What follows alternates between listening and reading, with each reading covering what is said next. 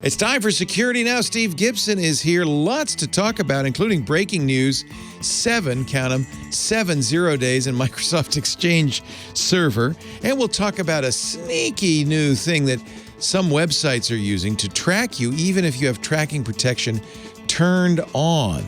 We'll tell you how to avoid it. CNAME Collusion coming up next. Podcasts you love. From people you trust.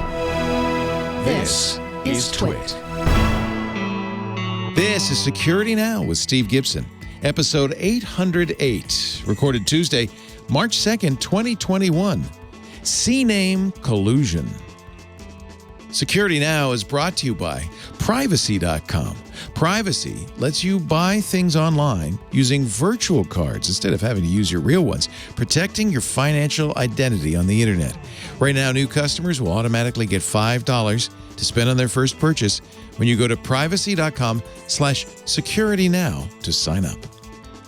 And by Melissa. Like expired milk, 30% of your customers' data goes bad every year, and that's money down the drain. Visit Melissa's developer portal for free access to data quality APIs, demos, and code samples. Freshen up your sour data today with 1,000 records cleaned free at melissa.com/twit. And by ITProTV.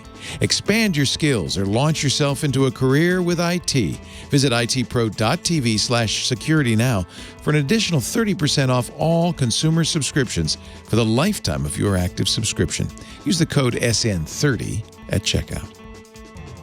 It's time for Security Now, the show we cover your security and privacy and well-being online with this cat right here, Mr. James.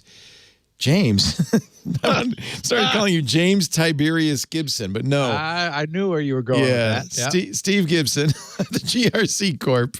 He has danced. The Vulcan wave. That's what did it. The Vulcan hand sign. That's what got you tripped up. That's what did it, yep. I don't know what Mr. Spock's middle name is. I don't even know what his first name is, but I do know James Tiberius Kirk.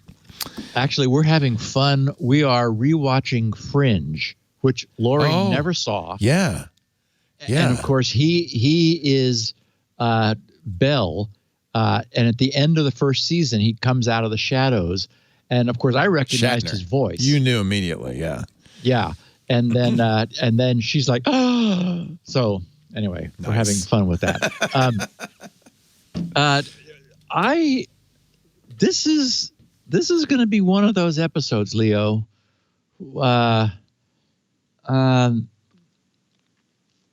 This is important. No fooling around this time.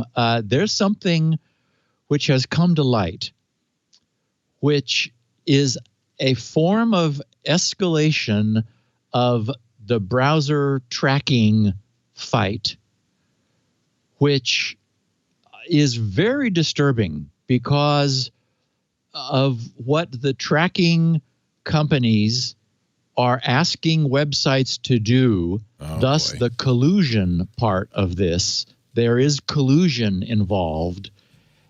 And the consequences of what's been done in order to avoid those who wish not to be tracked, to circumvent anti-tracking, is deeply disturbing. So there was like more news, but I wanted to be able to spend enough time on this because we do have news, but as I looked into this, I just thought, okay, and I say this in the show notes later because I just wrote this about 10 minutes ago.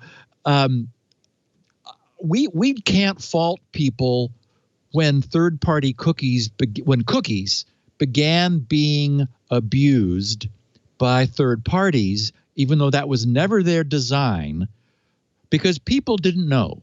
Random users, they didn't see the tracking going on. The technologists knew, and we did nothing. And we're here again. We're at something that is going on that no one is seeing, that by the end of this podcast, every one of the podcast listeners is going to understand. Oy. and we just can't do nothing again. Anyway, the topic, the name of the podcast is CNAME Collusion.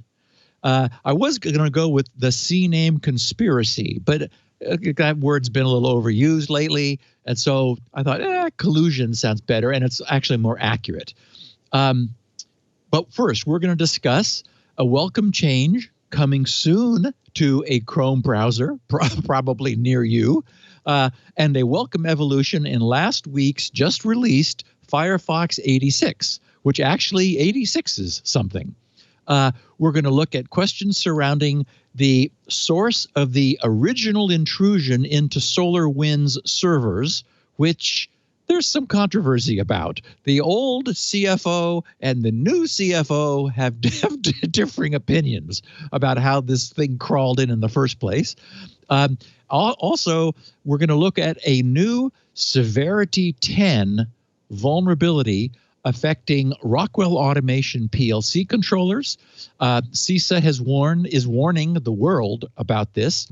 We'll touch on VMware's current dilemma with the exploitation of their vCenter management system as a consequence of a patch they just released, which was instantly reversed, and for which there are, at the time of the last time I checked, 6 public exploits which immediately started getting used.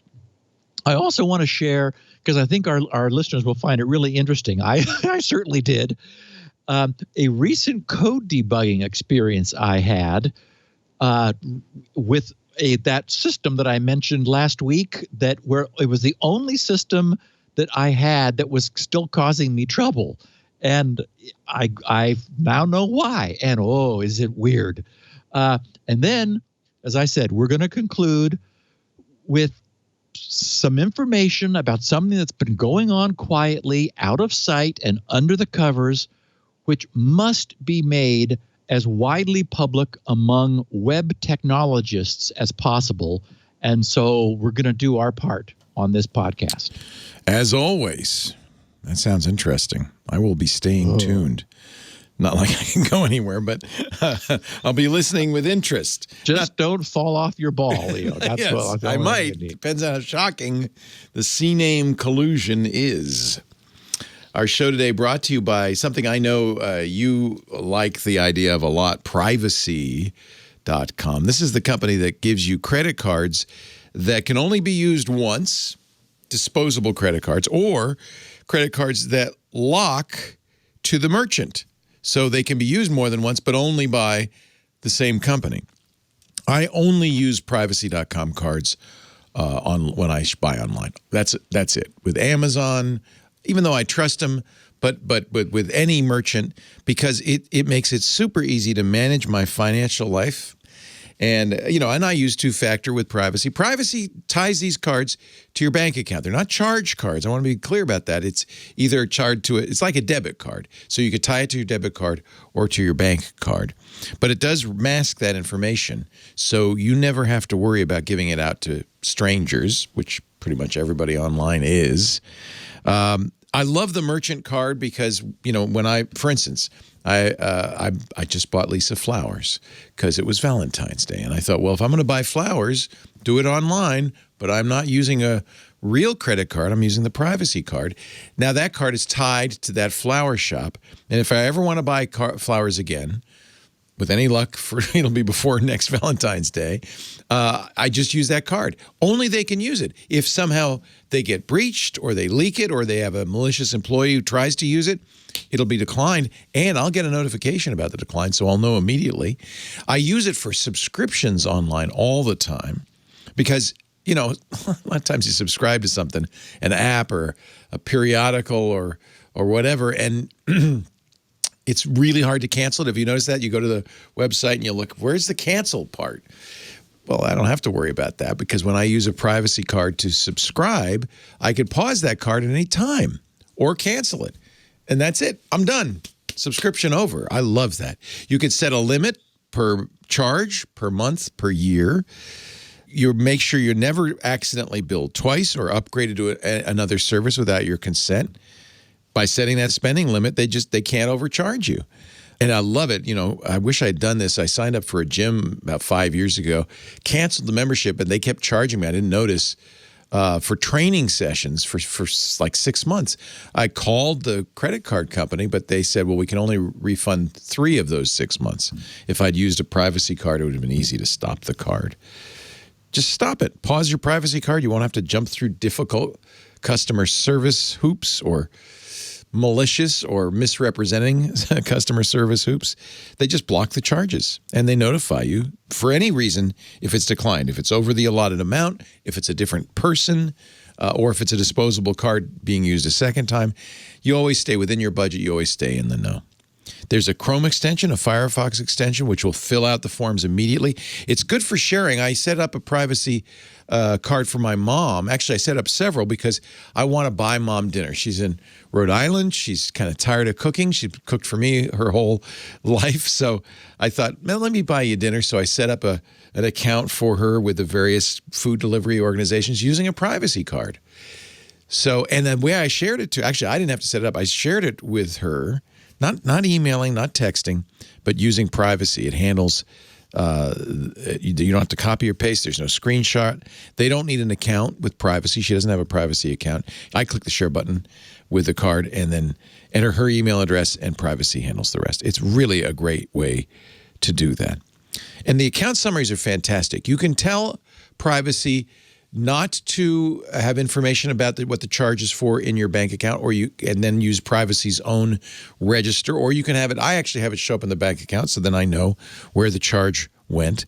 When you do the charge, you can give them any address or zip code because privacy doesn't care. So that's a great way to keep your privacy. It's also very easy to track your spending right on the privacy.com homepage. They've just added a summary page, which is really nice. You can filter by date. See how much you've spent in a month. Really good for budgeting. No guessing. I love this in every respect.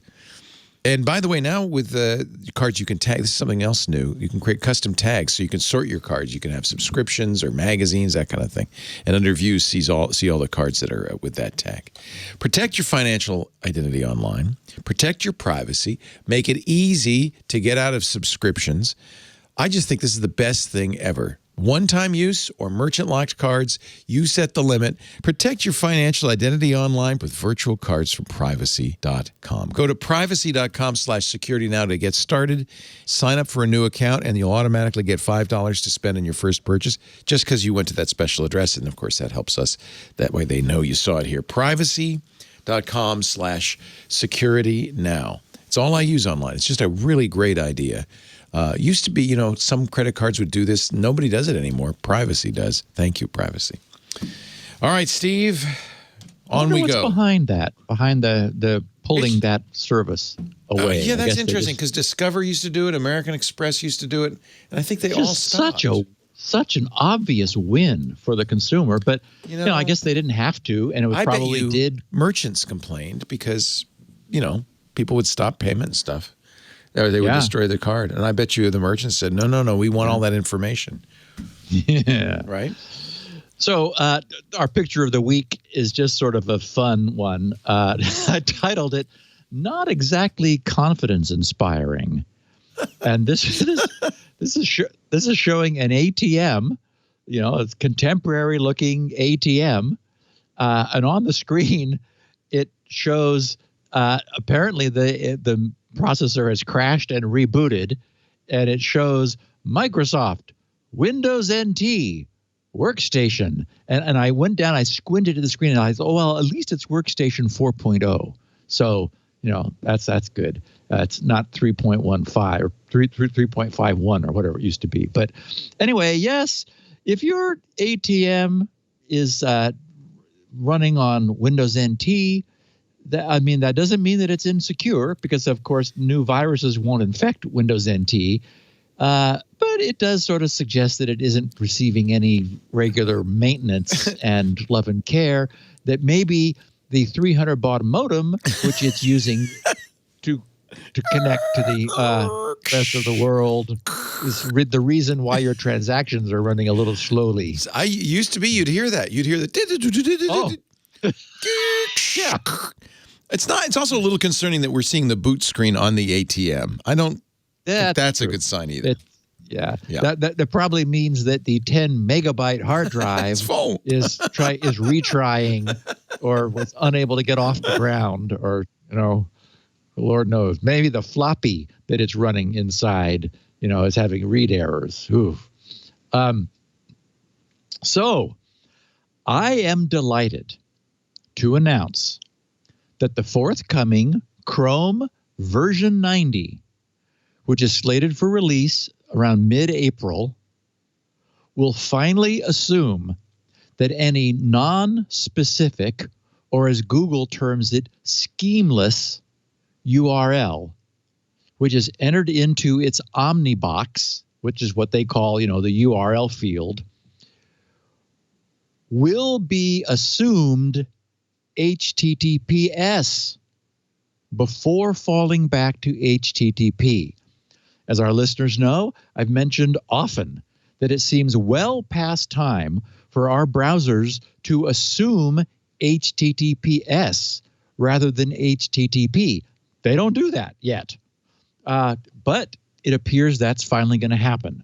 This will likely influence certainly all other Chromium-based browsers, and we can expect that probably Firefox and Safari will follow suit.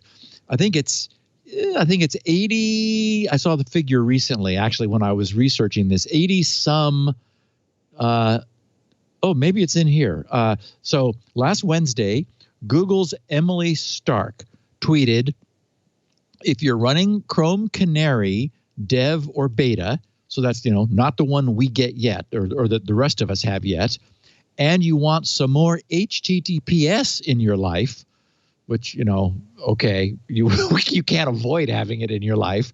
Anyway, she said, go to Chrome://flags and search for Omnibox-default-typed- actually, all you have to do is Omnibox-, and you could type a D for default. I did it. There aren't any other collisions in the search. So anyway, it's Omnibox default-typed navigations to HTTPS. Which allows you to enable Chrome first trying HTTPS rather than HTTP by default. Anyway, and then the next day, she followed up tweeting, currently, the plan is to run as an experiment for a small percentage of users in Chrome 89. Okay, so that will be the next one we get, which probably is sometime soon, later this month. And then we'll launch fully, assuming presumably that nothing blows up from their small percentage of user test in 89. It'll be on in Chrome 90. So anyway, yeah, the current public release is 88. And I checked, 88 doesn't yet have anything like that option. 89 will. So a test percentage of 89 users will get that. The rest of us, if we're curious, and I will, when 89 comes out, we'll turn it on, because it's clear that, when you just type grc.com, you should go to https://grc.com. I have long had code that redirects any HTTP person coming in immediately to HTTPS. Well-behaved sites do that. But again, like HTTP should die eventually. Everybody, certainly the browsers are doing everything they can to kill it off. So yeah, this is just, it makes sense that this would eventually happen. Chrome is leading the way. All, Edge and Brave and everybody else, Vivaldi, all the other Chromium-based browsers will probably do the same thing, and I imagine then Firefox and Safari will follow. Is that so Brave does HTTPS everywhere. I think it has it built in. Is that the same thing? Yeah, kind of. It's so that says it's typically an add-on on current browsers. Yeah, it's a Chrome extension, I think. Yeah. Yes, which does transmute the non-specific URL into HTTPS. So yes, basically that HTTPS everywhere that our listeners know has been around for a couple of years now. It's finally getting built in. So if you don't specify, Chrome will go HTTPS first. If that doesn't answer, if there's nobody home there, then it'll go, and try HTTP. And of course, then all kinds of other alarms and bells are going to go off because Chrome doesn't want to talk to anybody over HTTP. It's like you get all kinds of scary, like, oh, wait a minute, like, yeah. But, I think it was 83% of all websites are now that's great. HTTPS. And it is really great. You can thank Chrome for that because Google really pushed this, right? They said you'll rank higher in the search. Chrome, it's better. And Let's Encrypt. Let's Encrypt was arguably... It made it easy, yeah. It made it free. That was the big deal. Right. All the old grumbly Linux farts were, I have to buy a certificate. $300 for a certificate. That is not the way the internet was meant to be. It's supposed to be free. Well, it is pricey. I have to, As or in was beer pricey. or something. Yeah. What is it? Beer free? I don't know if beer is free. No, it's not. It's liberated. Liberated. Yes. Anyway. So, yeah, because Brave does have that. So Brave has done that for a while. In fact, for as long as I can remember. This HTTPS. They may have been, maybe Chrome is looking at that going, yeah, that works better than we thought. Yeah. So, yeah. So, okay, so that's the first bit of good news on the browser front. The second is that apparently my wish list is getting some long overdue attention this week. Mozilla just announced that with their recently released Fox 86, the long-running abuse of third-party cookies would finally be 86'd. Of course, as I've long lamented, and we'll be talking about this toward the end, the use of third-party off-site cookies for tracking was never part of the plan. Netscape invented first-party cookies in order to implement a simple session maintenance mechanism, which, for the first time back then, and still today, enables the concept of a user logging into a website and then being known as they moved about. Essentially, it amounted to them being tracked as they moved about that one site, but being a first-party cookie, it only worked for that one site. What was never intended was that third-party advertisers or dark and unseen analytics providers, or Google Analytics, would insinuate themselves pervasively throughout the web and employ their own cookies for tagging and tracking the activities of individual users. But as we know, what can be done will be done, and tracking is what resulted. So here's what they've done. With the release of Firefox 86, that just ended. I mean, like, really. At the top of their posting titled Total Cookie Protection, Mozilla wrote, "Today we are pleased to announce Total Cookie Protection, a major privacy advance in Firefox built into ETP strict mode. Total Cookie Protection confines cookies to the site where they were created, which prevents tracking companies from using these cookies to track your browsing from site to site." Okay, so in other words, third-party cookies are not blocked, but they are stovepiped. So assuming, for example, that all third-party cookies that third-party cookies were enabled at all in your browser, which is the case typically, any third-party entity may still give the user's browser its cookie, like an advertiser or like Google Analytics or like, anyone providing content to your page when you visit a specific site. They're welcome to give your browser its cookie. But now, I mean, like Firefox right now, I have 86, and you get it. If you go to About Firefox, you'll probably see that you have 85, then it'll offer, although I did get an update yesterday without asking. But now, Firefox will associate the third-party cookie it received with the website where the user was when that cookie was received. The two will be paired. So if the user returns to the same site, that third-party cookie will be returned to the third-party site. So it's not breaking third-party cookies. But if the user visits a different site with content, an advertisement or tracking code from that same third-party site, because the user is visiting a different website, there will be no third-party cookie associated with the visited site. So cross-site tracking is defeated. Now, if we wanted to use some modern highfalutin language to describe this, we would say that Mozilla has segmented their browser cookie namespace, creating individual cookie namespaces for each website.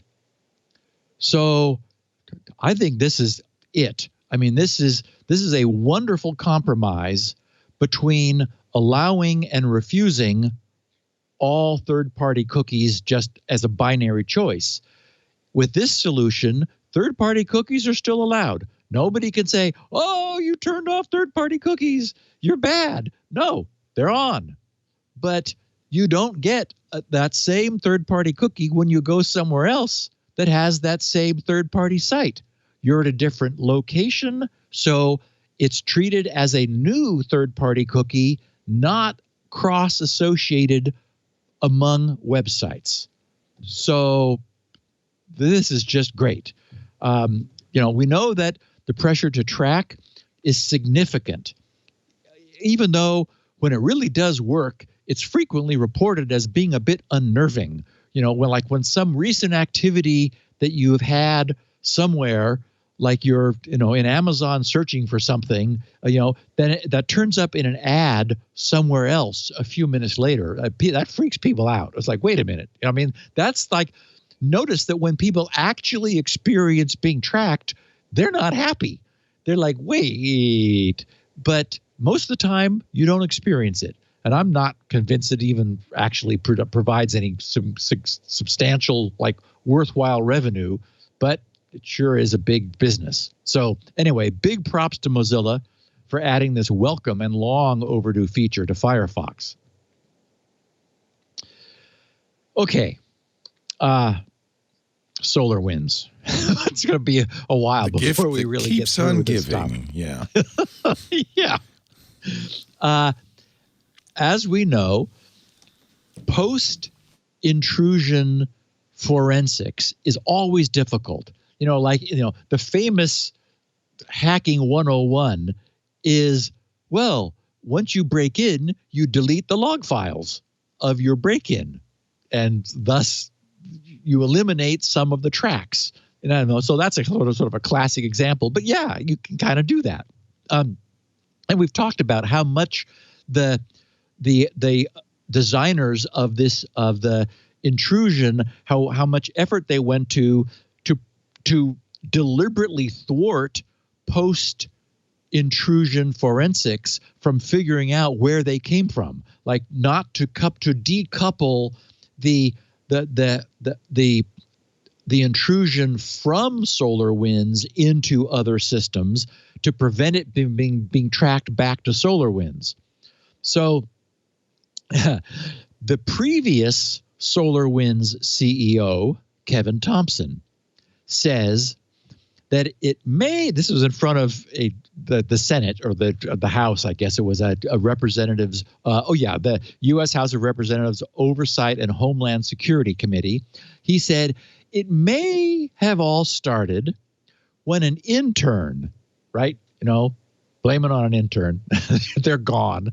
When an intern set an important password to SolarWinds 123. Unfortunately not monkey, but still, it was SolarWinds password set to SolarWinds 123. And then adding insult to injury, the intern posted it on GitHub. I love it. Kevin Thompson, he told a joint U.S. House of Representatives Oversight and Homeland Security Committee hearing that the password was, quote, a mistake that an intern made. They violated our password policies, and they posted that password on their own private GitHub account. As soon as it was identified and brought to the attention of my security team, they took that down, unquote. Okay, now, as soon as, that's, when you learn to speak that way, you get the C of the CEO in front of your designation. Kevin's responsible as possible sounding testimony was contradicted by SolarWinds' current CEO, Sudhakar Ramakrishna, who confessed that the password SolarWinds123 was in use by 2017. The researcher Vinoth Kumar, who discovered the leaked password to one of SolarWinds' file servers, had earlier stated that SolarWinds did not change the password until November of 2019, after he had discovered it on the internet and reported it. So about 2 years, that password SolarWinds123 was in use. Now, the insecure password, yeah. You have to wonder, all the employees who used it who didn't think twice. Yes, exactly. Exactly. In 2 years, that's how they logged onto that server. Oh, thank goodness this so is easy to remember. Yes. Don't have to look it up. It's not a bunch of gibberish. It's, you can just say it over the phone. How nice. The insecure password is one of 3 possible avenues of attack which SolarWinds has been investigating as it tries to determine how it was first compromised by the hackers.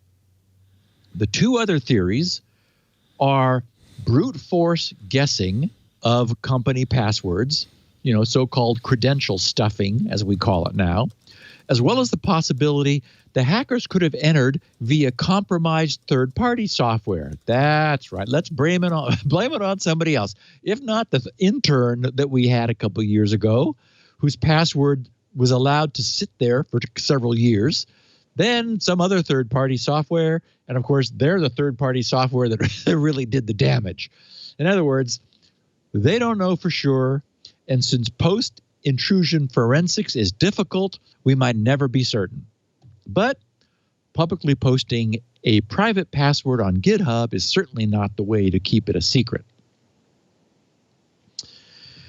Okay, speaking of things that you really wish you could keep secret, but you can't, Rockwell Automation has a CVE 2021 number 22681. It is a 10 out of 10 critical, assigned by CISA. The security of nearly all of Rockwell Automation's PLCs, which are programmable logic controllers, are affected by the use of a single globally shared static encryption key. Oh, yes. Every one of now I wrote hundreds of thousands. It's probably millions. I mean, these things are everywhere. I'll explain what PLCs are. But they're all protected, in air quotes, by the same single key. So, of course, there just might as well not be one. So a programmable logic controller fills an important gap within any process control system or an important need. Yeah, for example, you might be on an oil rig where the pressure of a feeder line, and I don't even know what that is, but it sounds good, a feeder line must be maintained within a range. But the pressure might need to be taken at several different places and averaged. And there might be multiple upstream sources of pressure controlled by valves with actuators. So in a sense, it's a small closed system having a handful of inputs and outputs. And once its function is defined, it can and should just be left alone to work. You just want that feeder line pressure maintained, and if you got to open some valves using actuators to maintain the pressure, then that's good. And you want to average the pressure in a few locations. So, not a big complex job, but it's a job that needs to get done. So, how do you build the control system for that? Once upon a time, before computers, a custom circuit would have been created and some tech would have built it from scratch. Today, you go over to Rockwell Automation's website and pick the PLC, the programmable logic controller, that's just big enough to, because there's a whole bunch of them of different sizes, you want the one that's just big enough to handle the number and types of inputs and outputs that you need. Then, an engineer who's been trained up uses Rockwell's software, which is called Studio 5000 Logix Designer, to program the little computer that resides inside that industrial oil rig tough little box. And you hook it up, and that little world will now take care of itself. So a PLC does a limited set of very specific things. Once upon a time, as I said, it might have been done with discrete circuitry, like a bunch of clacking relays all wired together to implement the sequencing logic required to route vials of newly synthesized vaccine around their carousel, counting them as they pass, and then to flip routing gates open and closed at the exact time needed to fill the waiting containers. Another typical job for a PLC. But today, all of that is handled not with a bunch of clacking relays, but by an unseen Rockwell Automation PLC. It's programmed once, and it effectively becomes part of the overall machine. In any industrial setting where things are moving, spinning, whirring, valves are opening and closing, and stuff's happening, there are tasks that don't require a general purpose computer. And God knows you sure don't want Windows anywhere near the control loop of systems like that. It'll decide it's time to update, and, your vaccine vials will go flying all over the place. So, yes, Windows hosts Rockwell's Studio 5000 Logix Designer app, which is used to, in a cool way, to interactively design the logic that will be programmed into this. But once that PLC device is programmed, it's blessedly off on its own. Leave it alone. It'll just get the job done. So everything would be great with these workaday PLCs. But apparently, some bozo somewhere decided that needing to go down to the shop floor to tweak the controller of the machine that's squeezing bottle caps onto Coke bottles was too much to ask. So let's put it on the network.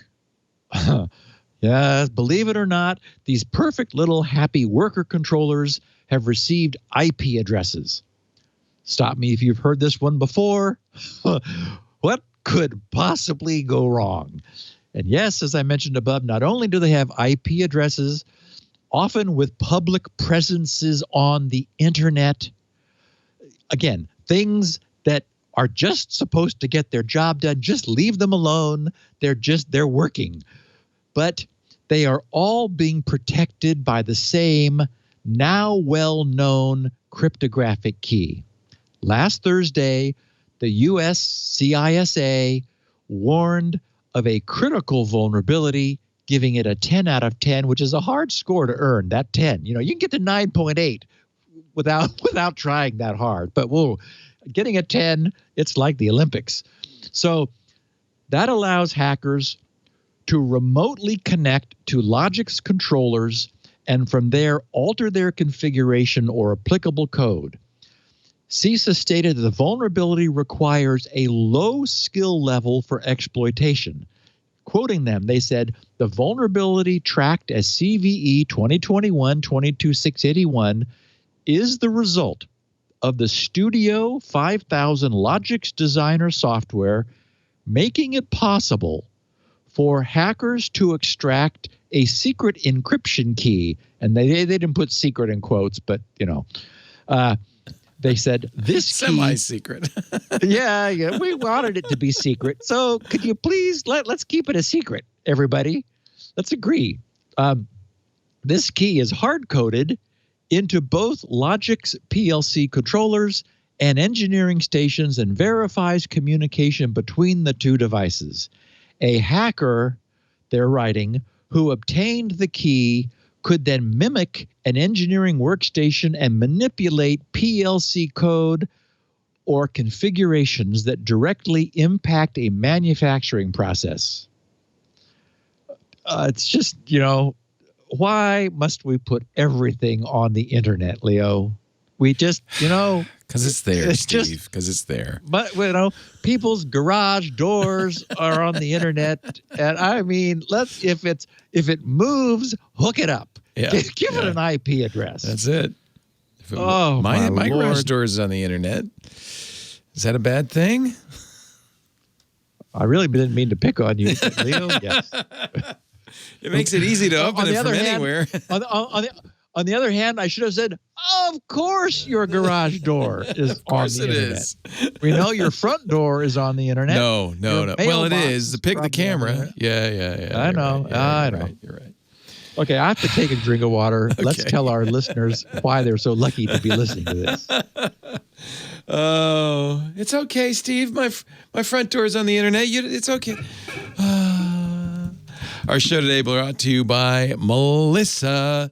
Happened to me again just the other day. I was entering my address on a website. I started with just the street number and filled it in. Filled the whole thing in. That's the Melissa API. Melissa's the address experts, but it's not just addresses. You know that your customer records, the data that you get, whether the customers fill it in or the customer service rep fills it in, it starts with errors, and then it only gets worse from there.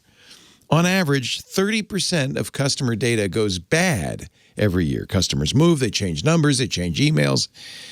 And that means you're not going to reach them. You send them the bill or the brochure, it's not going to get there. You send them a catalog, they might get 2.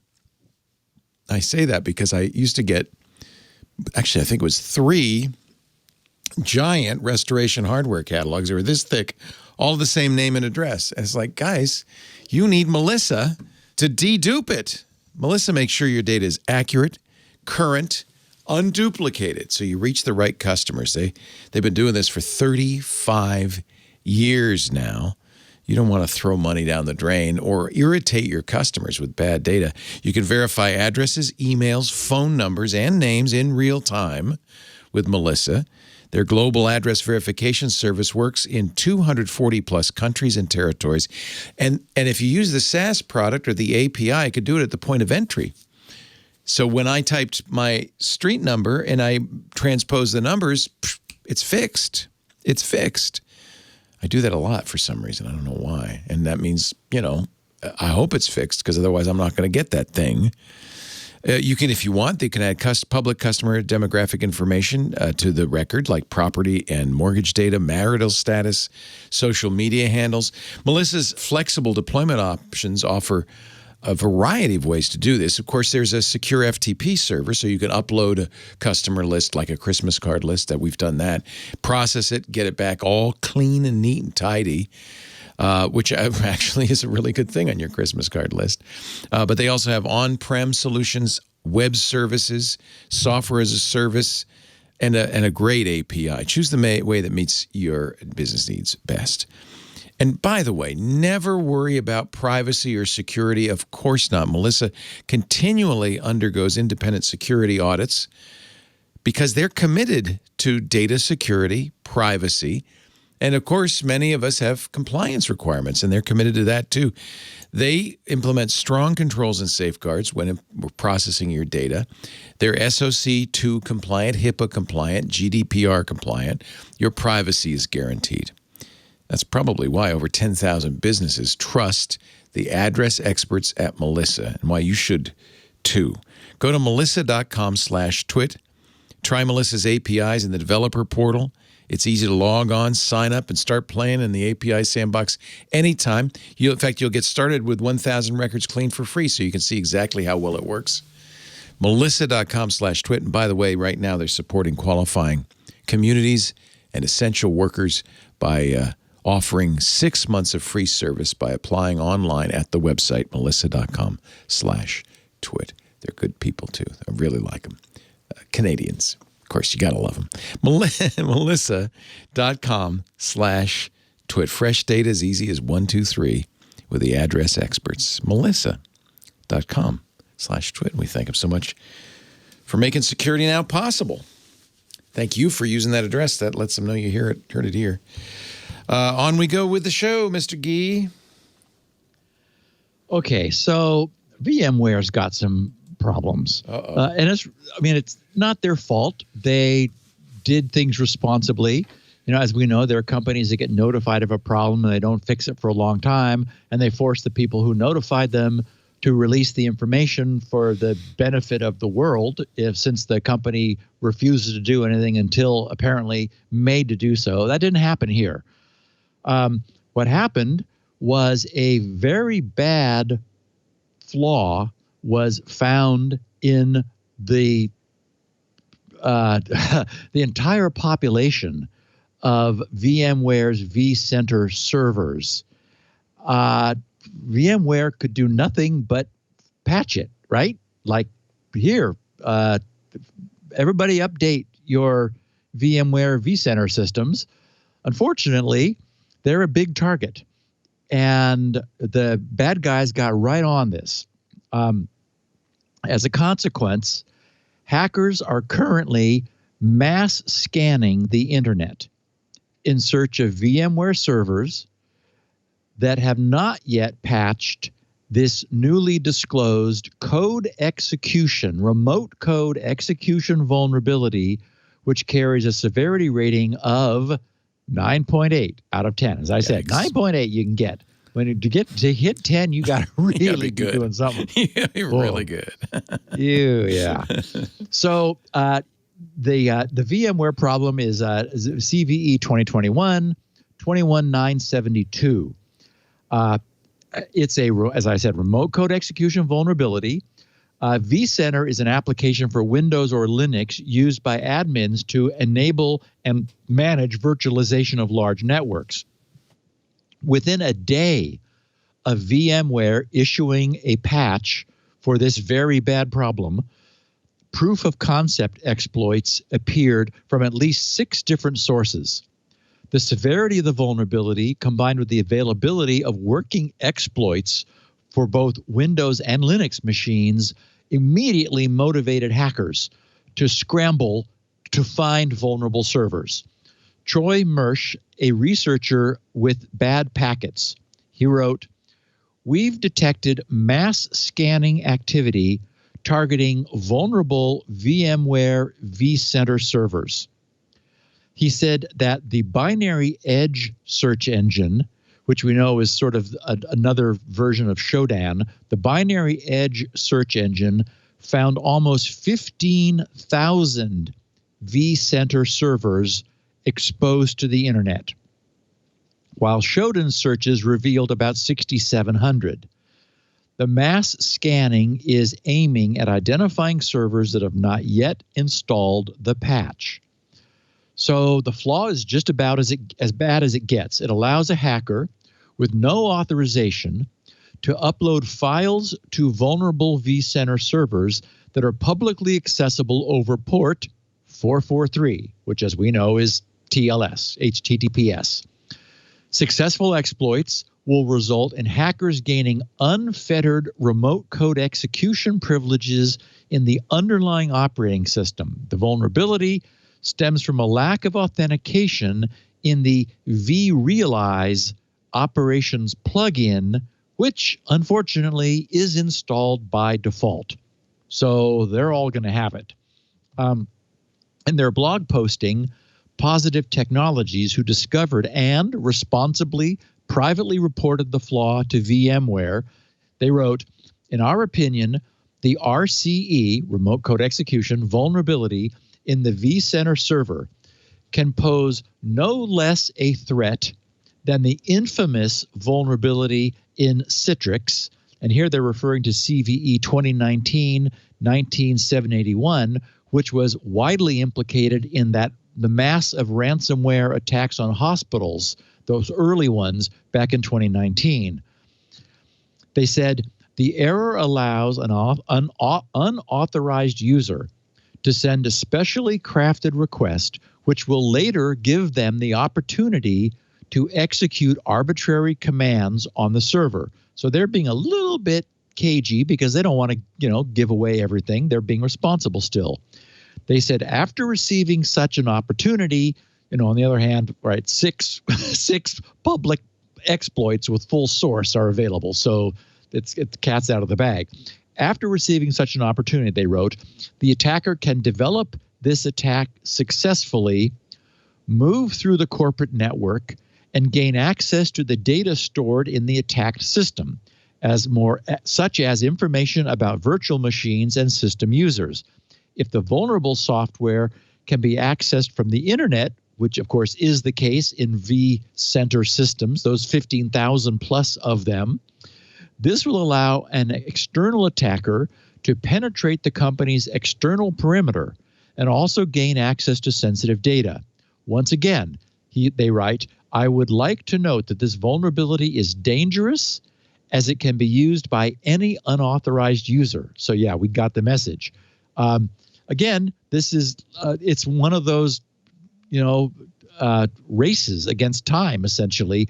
One day after this patch was released, 6 proof of concepts existed and mass scanning began. So my mantra has been, make sure you are maintaining an open line of communication with the vendors of all the frontline equipment that you're maintaining, and make sure this doesn't go into a, we do these on Friday sort of mailbox, but, really comes to the attention of somebody who it may be, necessary to get out of bed, or, yes, reboot a server that you'd rather not reboot because you're going to have to kick everybody off that's currently using it. But boo-hoo, this thing needs to get fixed now. So this is one of those. And there's just, there isn't any way around this. They had to release the patch. The only thing they could do was to hope that the news got out, that the people who are in responsible positions would respond to it instantly, inside of the time frame required to reverse engineer it, and for the bad guys to start scanning. Who knows how? And this is going to typically be a larger company running a VMware vCenter.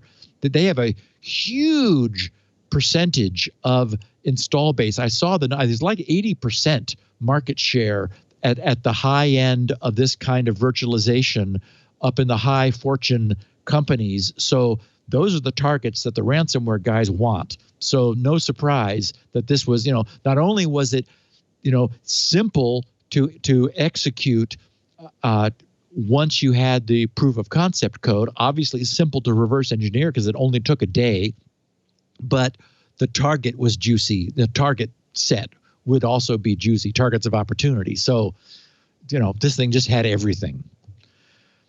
Last week, I want to share with our listeners, I think everyone will get a kick out of it. I mentioned that one troublesome machine owned by a tester in Germany was again causing my new code some trouble.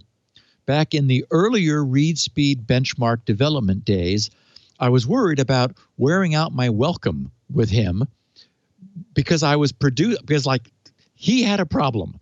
And the only thing I could do was to produce a series of test releases in what was ultimately a futile attempt to zero in on the trouble and fix it. I mean, I added auditing code that was spitting out, like leaving breadcrumbs as it went, and then they just disappeared.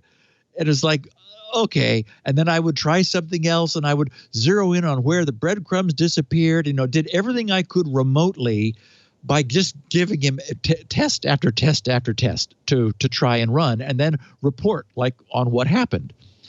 Then miraculously, his system started working.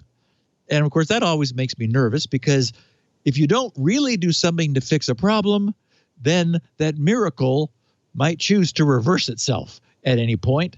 And sure enough, when I moved the new code over into SpinRite and released the first test releases of it there, it no longer worked on his system.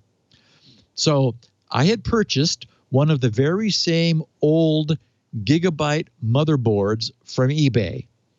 And it came last week. So, and I may have had it, in fact, but hadn't. What? You got it. Oh, yeah. In fact, I have the guys. That's such dedication.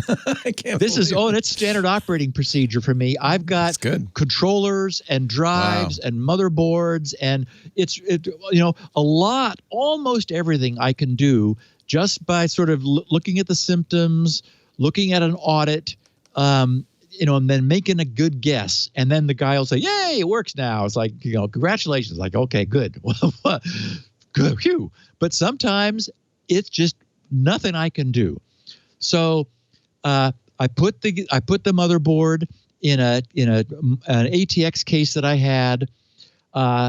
Anyway, I thought I'd give our listeners a sneak peek into this micro drama, because it demonstrates a bit about the process of debugging code and serves as a beautiful example of the weird sorts of things that we face in the real world, where code which is born in the lab actually needs to function in the real world eventually.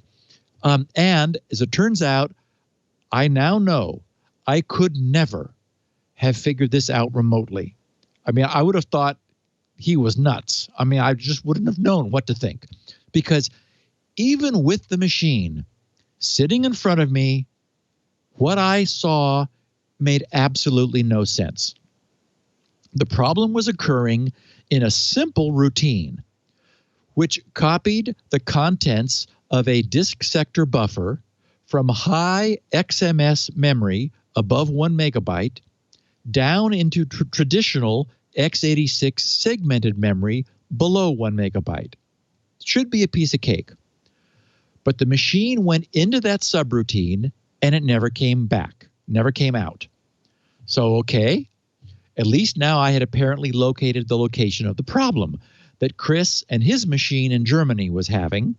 So I fired up my debugger and I followed the processor into that simple subroutine.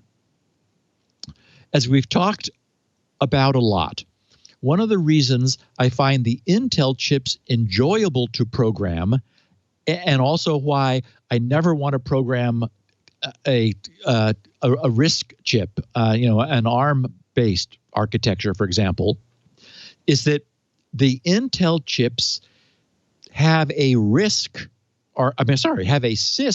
architecture, complex instruction set computer, CISC, CISC.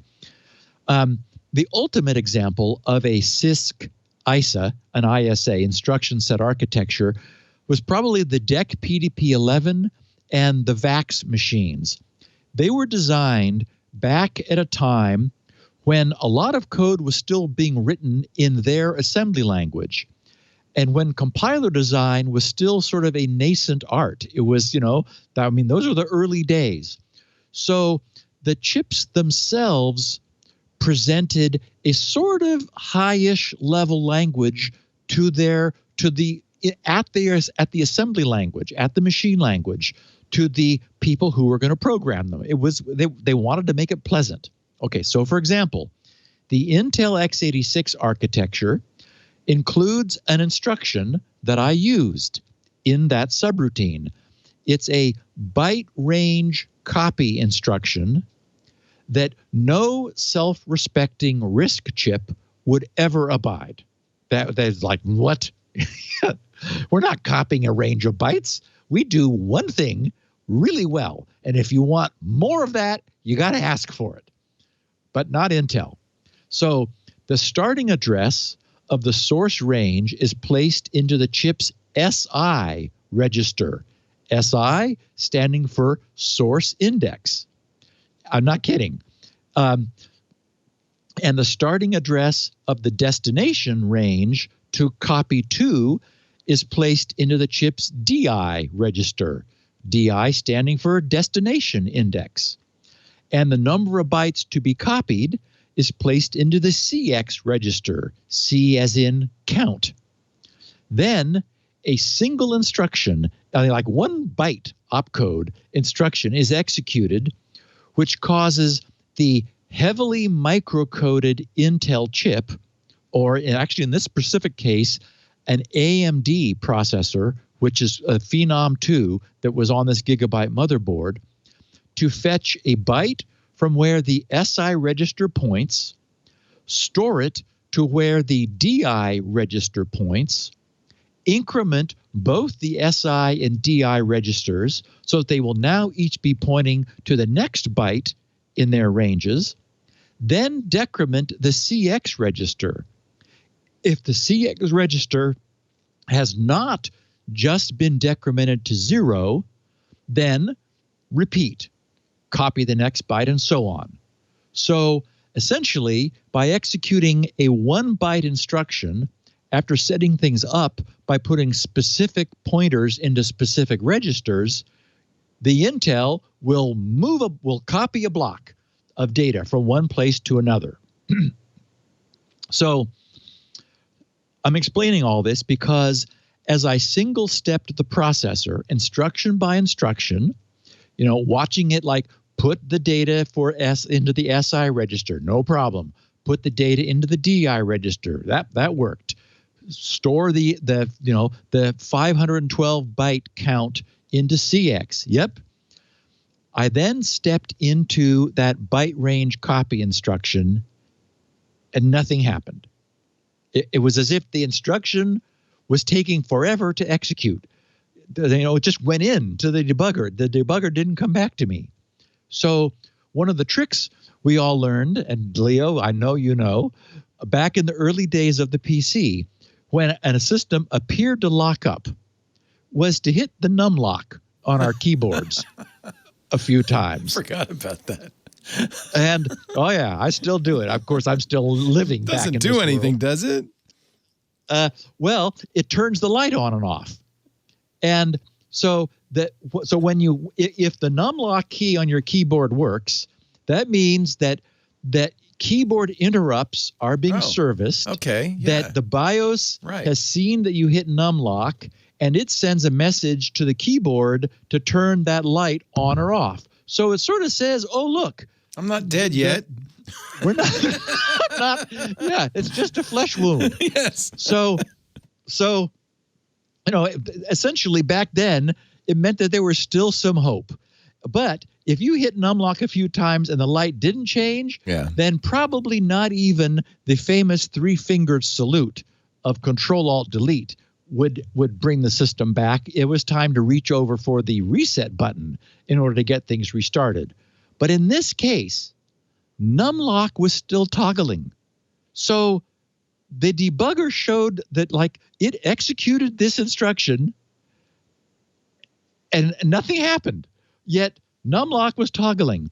And Chris had originally also noted that the little ASCII character spinners, if you may remember, when the read speed benchmark is running, I cycle the characters at the ends of the title banner, which are vertical bars. I switch them to left-leaning slashes, then minus signs, then right-leaning slashes, then back to vertical bars. So it makes little spinners. He commented that they were still spinning. His system stopped working right in the middle, but they were still spinning. Interesting. Which told me, again, that meant that the timer interrupt was being serviced because the timer interrupts at 18.2 hertz, and so I count several of those, and then I advance the ASCII character to the next position. So things were still working. The processor was still running. But it was also apparently loop, apparently, right? Just stuck. Well, in a loop. yeah. It was apparently just sitting waiting at that single instruction doing nothing. Now, Intel chips have some built-in debugging support. And this debugger works using that. It sets a hardware breakpoint on the instruction after the one that's about to be stepped through. That way, when the processor comes out on the other side of the instruction, the debugger retains control. It updates the screen to show the current processor state, and you can see where you are. But that breakpoint was never being tripped because the AMD Phenom 2 processor was apparently never stepping out of that instruction to the next one. So I stared at that for a while thinking, what? It made no sense. It had to work. And I think I mentioned last week that Chris had observed that everything worked just dandy if he booted from a diskette, but not when he booted from a USB thumb drive. And in my subsequent experimentation before rolling up my sleeves, I learned that all was okay when I booted from any mass storage device. And in subsequent testing, I determined that it wasn't actually what booted the machine, but from where the program was run. In other words, this instruction, this one instruction, would hang if I booted from a hard drive, but then ran the code from a USB thumb drive. Yet everyone else who's been testing this code all along is also typically booting and running from the code from their USB thumb drives. Yet no one else was seeing this problem, which, was really not surprising since this problem could not possibly be happening in the first place. Yet it was. Okay, so because what I was seeing was impossible, I decided to decompose that fancy single instruction Intel block copy into a series of individual instructions that would accomplish the same thing. Do my own loop rather than use this built-in looping behavior of the Intel chip. And again, I single-stepped. And again, the system hung at one indivisibly simple instruction. When the processor attempted to load the accumulator register with the contents of the location in upper memory. So now we're just at a move instruction. There's nothing more basic, more simple than a move instruction, right? You got to move data from one place to another. It never completed. But also, it never completed only when the code was run from USB. And DOS doesn't load anything on the fly. It's not doing anything fancy. It's old school. It loads everything first into RAM before it starts to run the program. So how could there be any memory of where the code came, where the byte came from, the evil byte, the move instruction that it just wasn't going to run? So anyway, I have no idea why running from USB could possibly matter. The only thing I can conclude is that there's some bizarre, subtle bug in that old AMD Phenom 2 processor. The Intel x86 architecture provides us with 6 segmentation registers. I was using the default, which is DS, which stands for data segment. So, what I was seeing was impossible. In a Hail Mary, I changed the code to use the FS segment register, and everything worked perfectly every time. So, henceforth, none of SpinRite's code will ever set the data segment to 0 and attempt to use it to access 32-bit flat memory storage. That, doing that should work, and notice that it works for everybody else. And as far as we know, everywhere except on a gigabyte motherboard with an AMD Phenom 2 processor when the code is loaded from USB. Welcome to my world. When I published a test release for Chris to try and also to check my own sanity, it did indeed fix his trouble too. And someone else who had never reported in, but who had been watching, wrote to say that his similar AMD Phenom 2 based gigabyte system had also never worked before, but now it does. So anyway, I thought our listeners might get a kick out of a peek inside a bit of last week's work. Most problems that I track down and resolve teach me something that I don't know. That's what makes this journey so interesting. I can't say that, that I learned anything from this problem except what not to do for magical, mysterious reasons, and which I will never do in the name of achieving total compatibility. Once upon a time, back in 2004, way back, when SpinRite 6.0 was released, one of the reasons it developed such a strong following was that it just always worked. I am now in the process of wrestling this new and soon to emerge SpinRite 6.1 back into that state where it just always works. And when I'm finished, it will. I'm surprised, given that bug, that you still prefer segmented memory architectures in x86 to the flat memory model of ARM processors. I mean, why do you prefer x86? I wouldn't say that I prefer it. Okay. And in fact, I'm having this bug comes from a segmented memory flaw of some kind. Yes. What I appreciate is that it is often the case that you don't always need access to 32 bits of stuff. That is, that's 4.3 gigabytes. Most things are, fit within 64K, which means you could access them with 16 bits.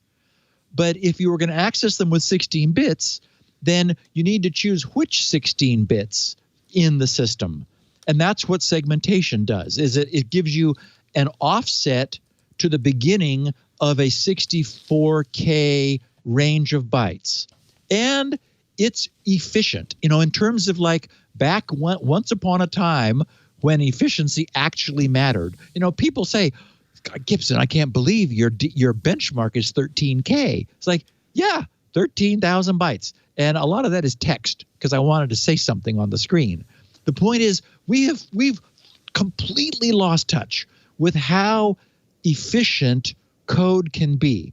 And I understand I'm the weirdo here, but these are the problems that I like to solve. And but at the same time, Leo, I am so anxious to move to this new 32-bit platform for SpinRite 7. I cannot wait to get there because it will be nice. I've been in programming Windows, as we know, since I stopped programming SpinRite, and I've really gotten spoiled by just being able to point to something, go, oh, yeah, I want that, even though it's a long way away. I still want it.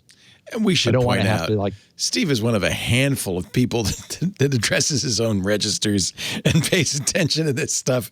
Almost everybody else is using a higher level language that you can completely ignore what's going on at the processor level.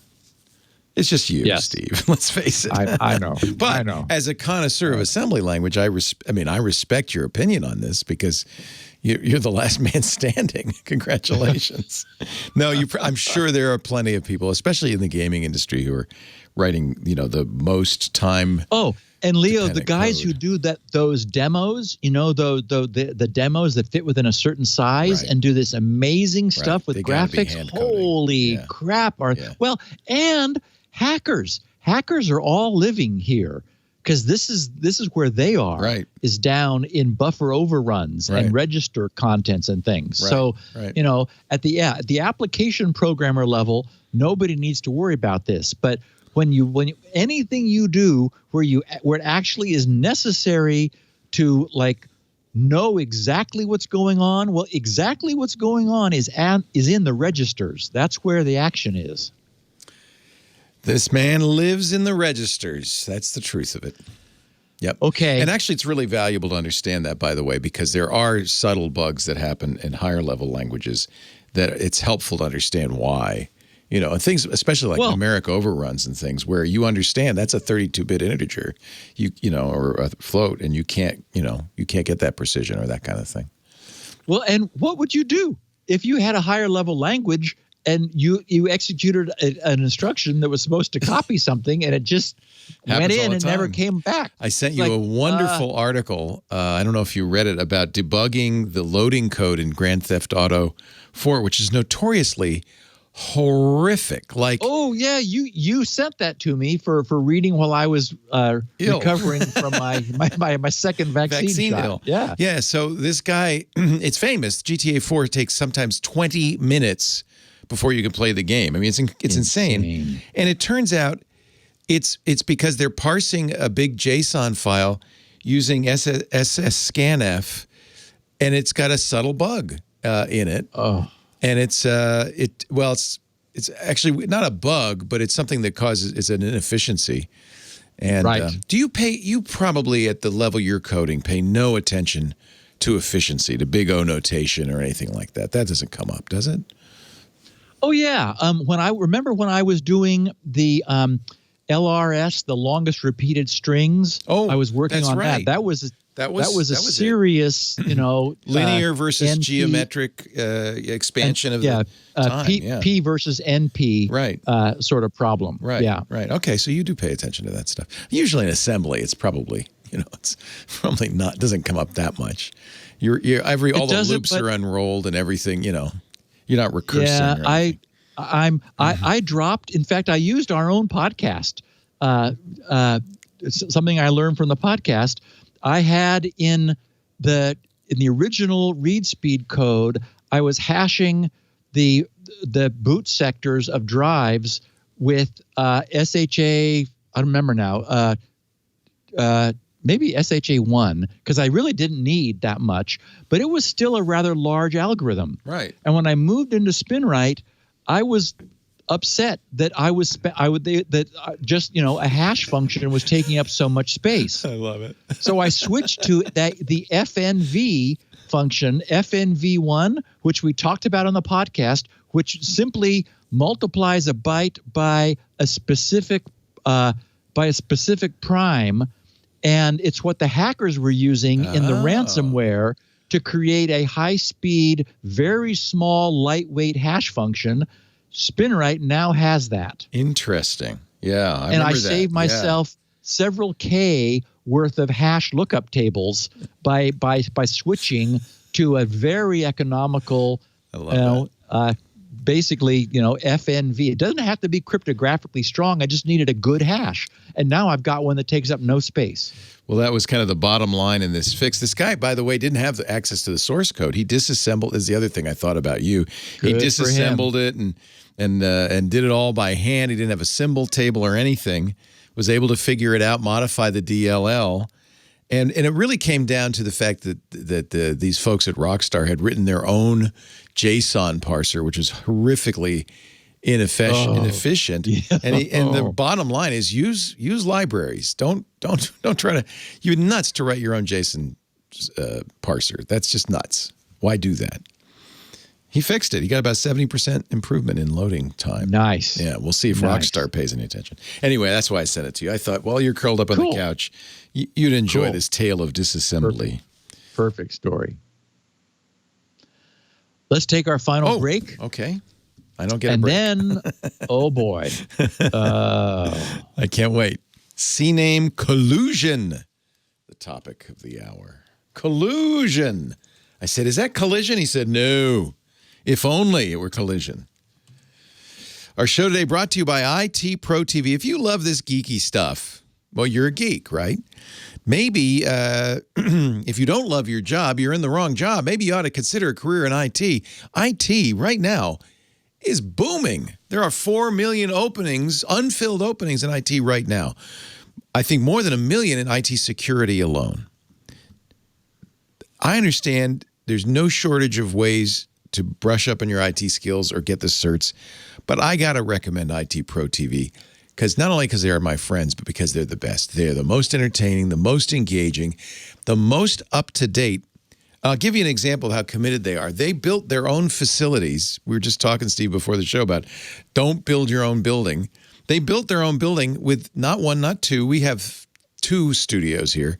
7 live studios, and they're running Monday through Friday, 8 a.m. to 6 p.m., constantly updating. Why? Because if you're taking the cert exams, the questions change, the software versions get updated, the answers, everything changes all the time in IT.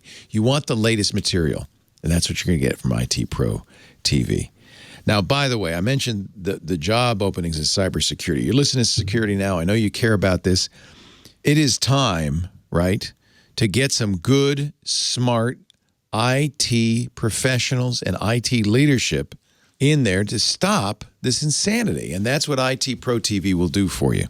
Their ITProTV business platform has been developed from the ground up to support online IT training, both for employees, your own IT team, but also for IT leaders.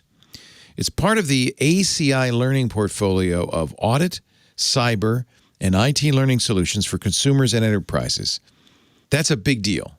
If you know that name, you know what I'm talking about. You can access over 5,800 hours of engaging video training online and on demand. You can learn the details about the most up-to-date attacks, malware detection, cryptography, pen testing, end-user security awareness, training your users, that kind of thing, and a whole lot more.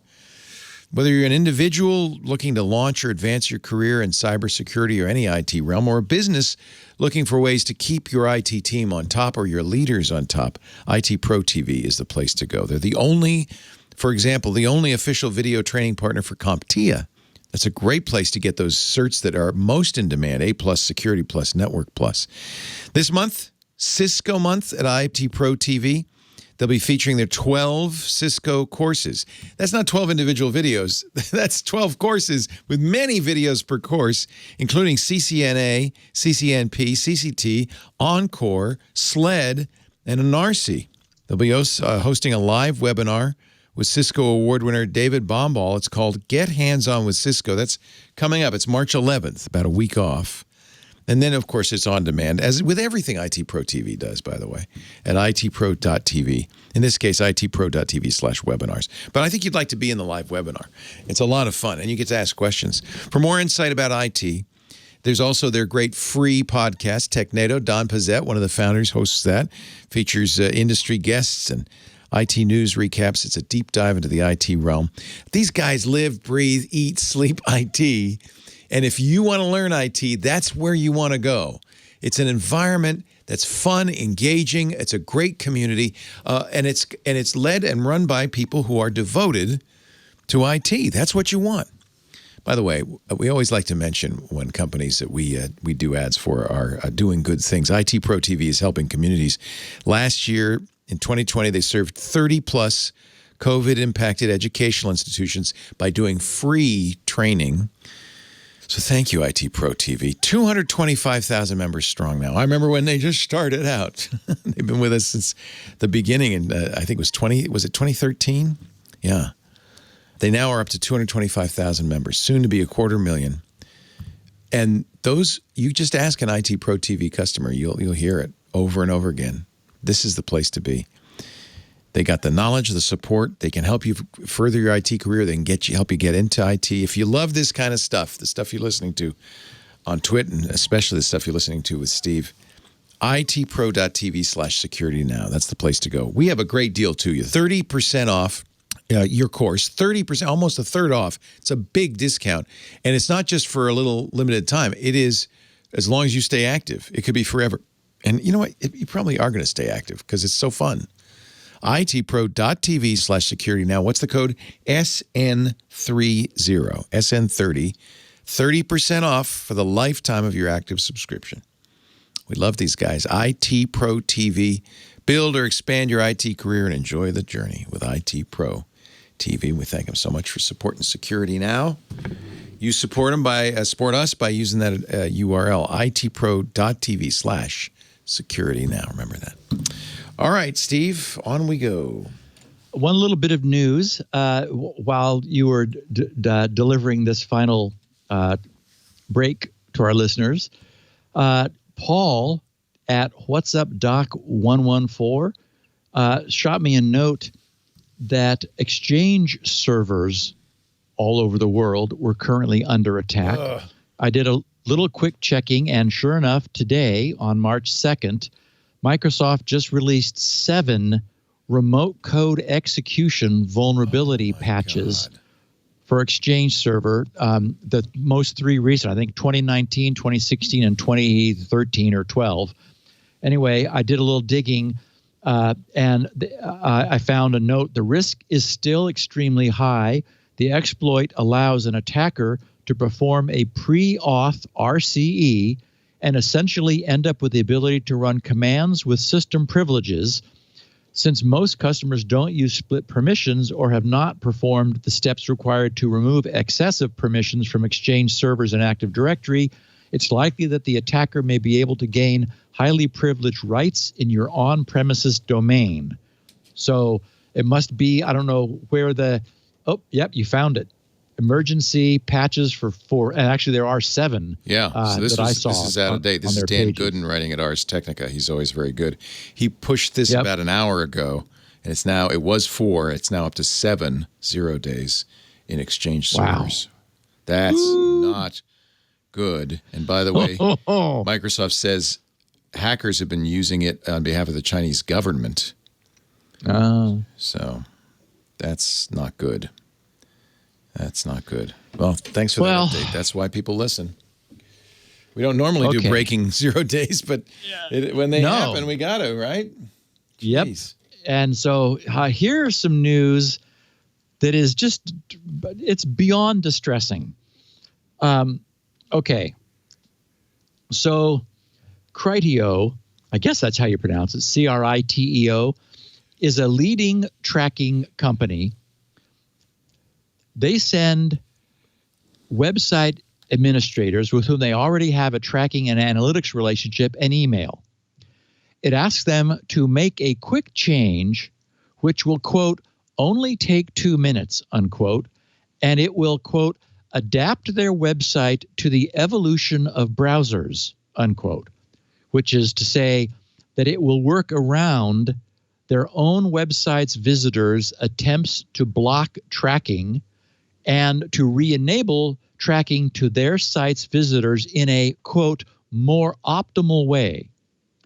Then in this email, after presenting instructions for the site's webmaster about how to make the required change, which will indeed only require a couple of minutes, in the particular instance of email that I saw, they conclude with, if this is not done, you may lose 11.64% of your sales, 11.53% of your gross turnover, and 20.82% of your audience.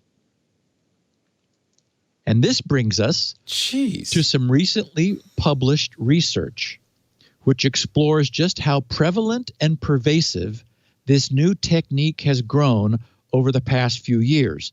The group of 5 researchers will be presenting their work at the 21st Privacy Enhancing Technologies Symposium, PETS, 2021, this July.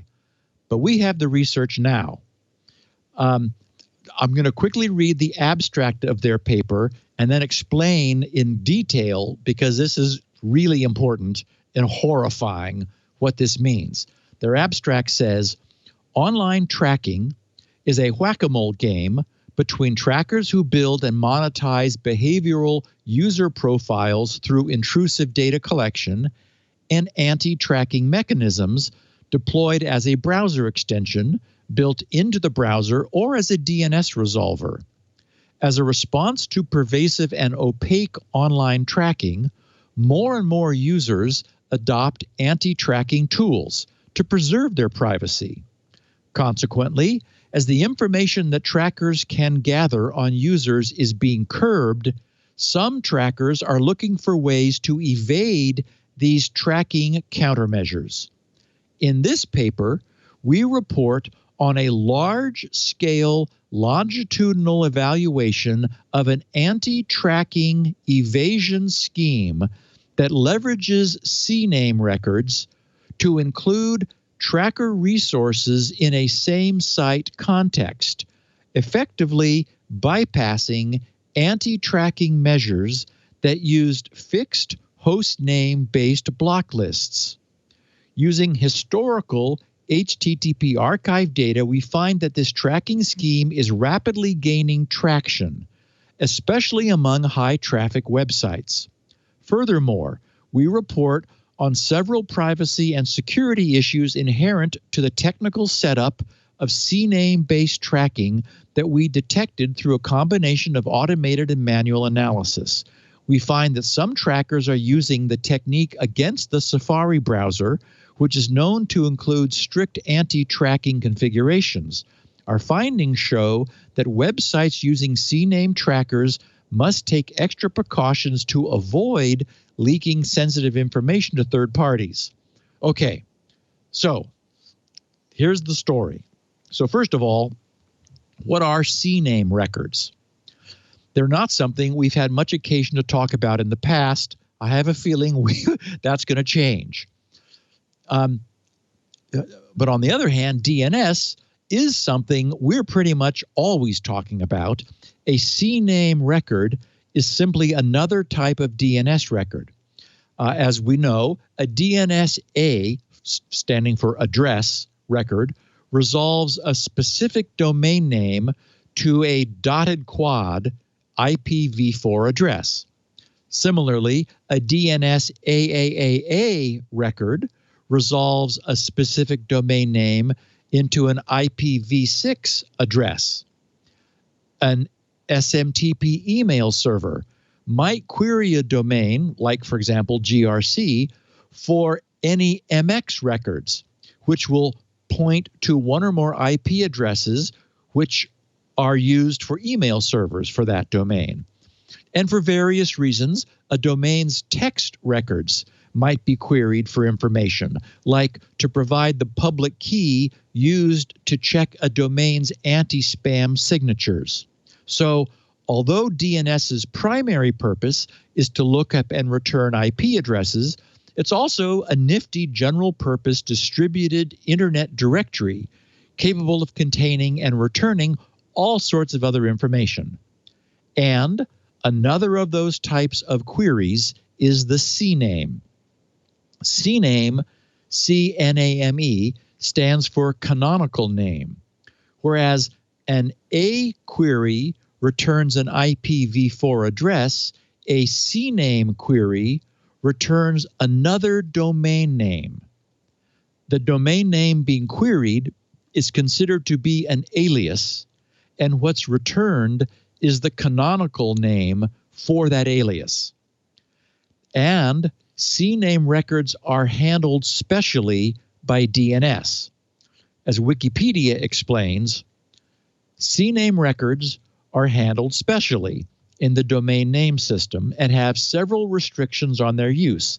When a DNS resolver encounters a CNAME record while looking for a regular resource record, it will restart the query using the canonical name instead of the original name.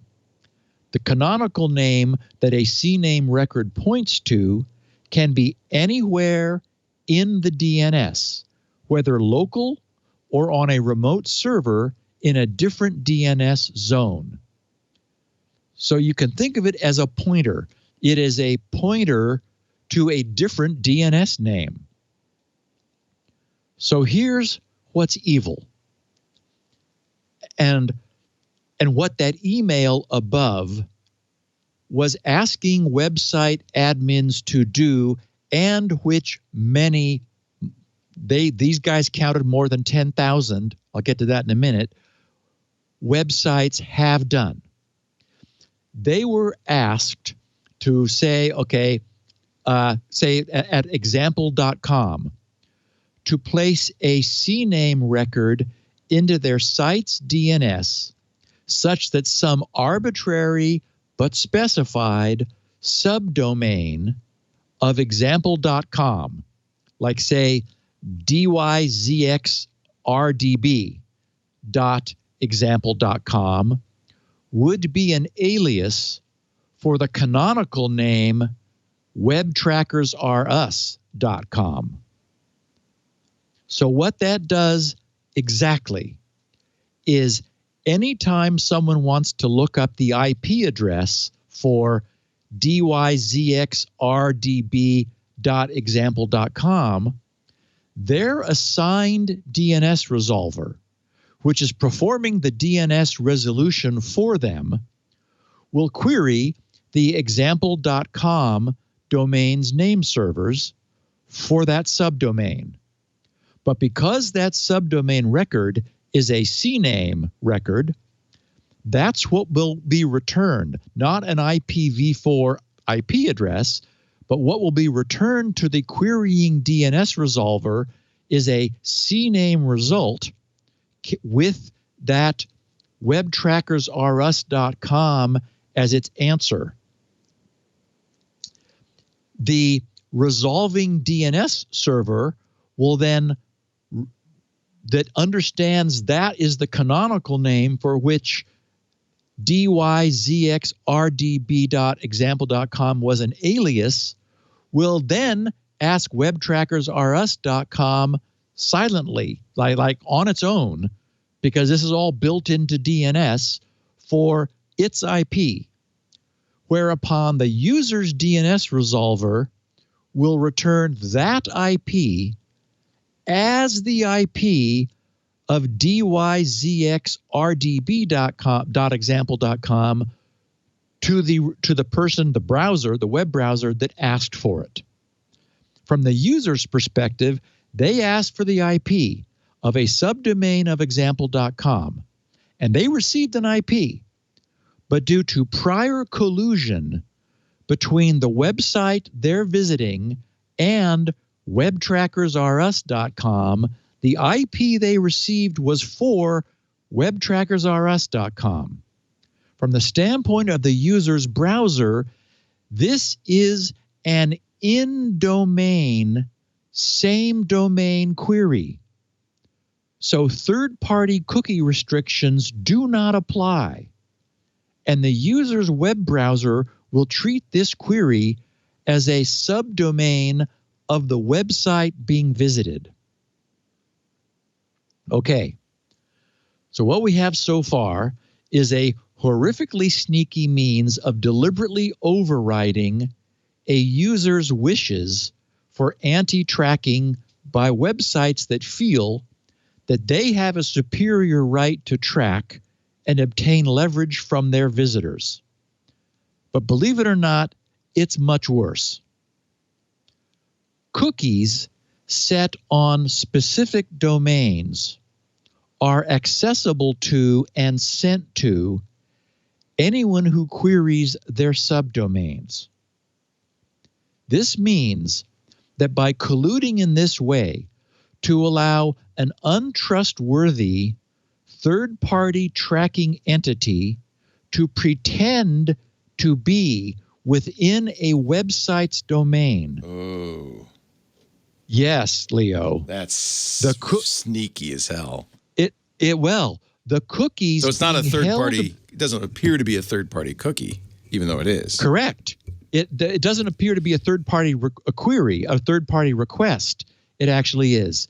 But this means the cookies being held by the browser of visitors to that site will be sent to that third party entity because the browser won't know any better. Right.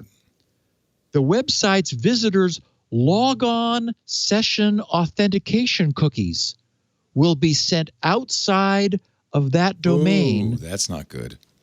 No, to untrusted, and I would argue untrustworthy, third-party tracking and analytics companies. That's really not good.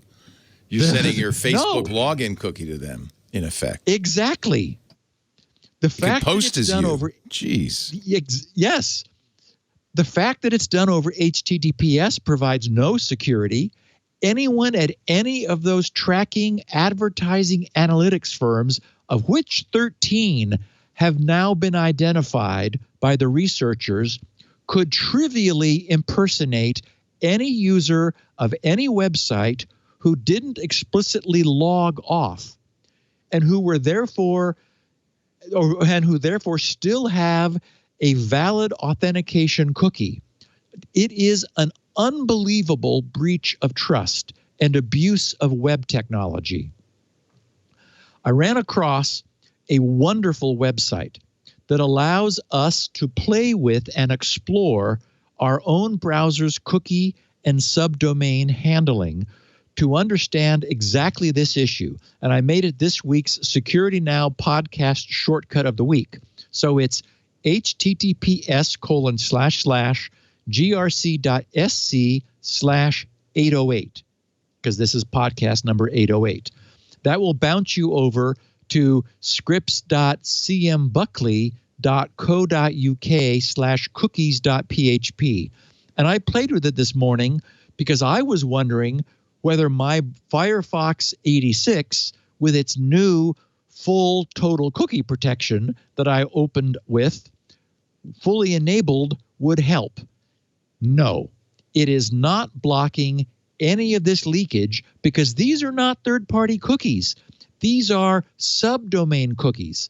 What this cool site, again, grc.sc/808, it allows you to set cookies in different domains and subdomains of that site and see which ones are returned. It's a very cool little page. So I'm sure that our listeners will get a kick out of it. Okay, so how widespread is this behavior? Thankfully, these researchers have gone to some effort to unearth the extent of this currently spreading industry-wide website collusion with the tracking industry. It's not difficult. You just, for example, resolve any subdomains of the primary domain that you receive from a website.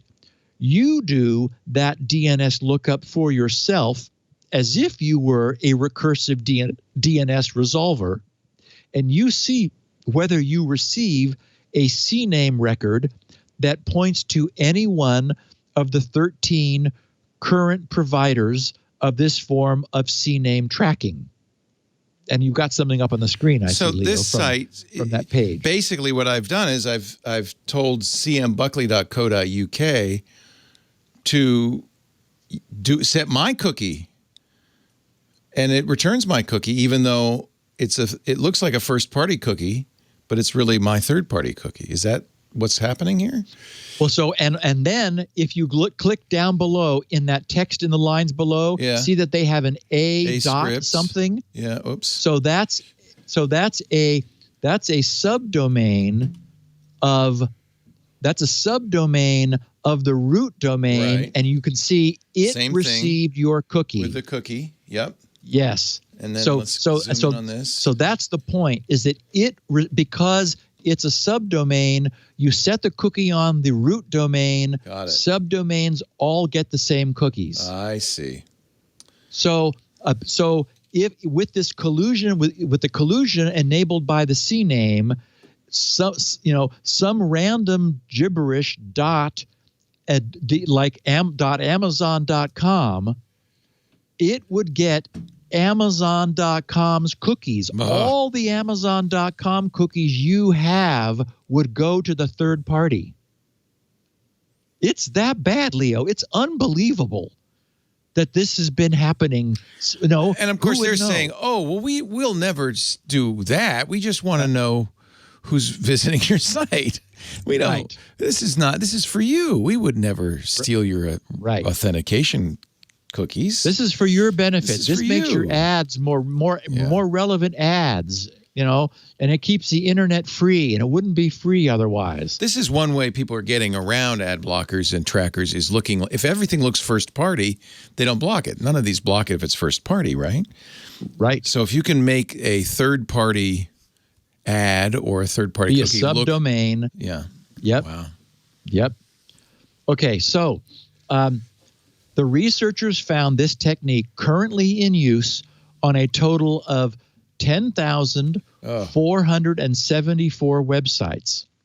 And of the top 10,000 websites overall, 9.98%, 1 in 10 of the top 10,000 are currently employing this form of CNAME tracking, cloaking, subdomain collusion. Are they sending the cookies to themselves or to this third party? That's the problem. There's no distinction. We don't know. Leo. We don't know. No. I mean, we do know. There's no distinction.